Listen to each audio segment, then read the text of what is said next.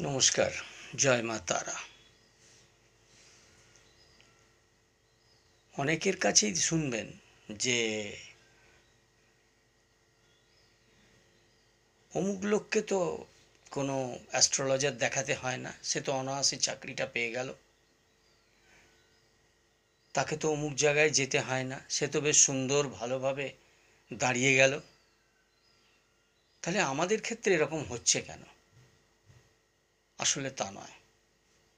আসল ব্যাপারটা হচ্ছে যে দেখা গেছে ওই সকল ব্যক্তি বা জাতক জাতিকাদের যদি কুণ্ডলিতে রাজযোগ দেখা যায়, যেমন চন্দ্র, বৃহস্পতি, বুধ, শুক্র যদি কেন্দ্রবিন্দুতে অবস্থান করে বা লগ্নে অবস্থান করে, তাহলে দেখা যায় এই রাজযোগটা তৈরি হয়।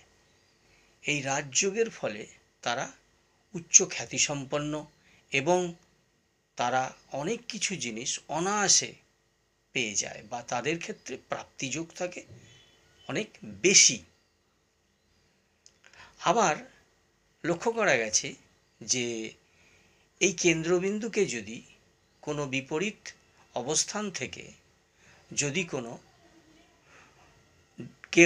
অন্য কোনো গ্রহ যদি ডিস্টার্ব করে বা কুদৃষ্টি প্রদান করে, তাহলে দেখা যায় সেই যোগটা কতকটা ক্ষীণ হয়ে যায়। তখন তারা অনেক কিছু জিনিস পেয়েও পায় না, আবার অনেক লড়াই করার পর তারা সেটা পায়। যে সকল ক্ষেত্রে কুদৃষ্টি দিচ্ছে সেই সকল জাতক জাতিকাদের মধ্যে দেখা যায় হীনমন্যতা এবং তাদের মধ্যে দেখা যায় কুচিন্তাশীল। আবার যারা অনায়াসে পেয়ে যায় বা যাদের রাজযোগটা খুব সুন্দরভাবে আছে, তাদের ক্ষেত্রে কিন্তু এই অবস্থান হয় না। নমস্কার।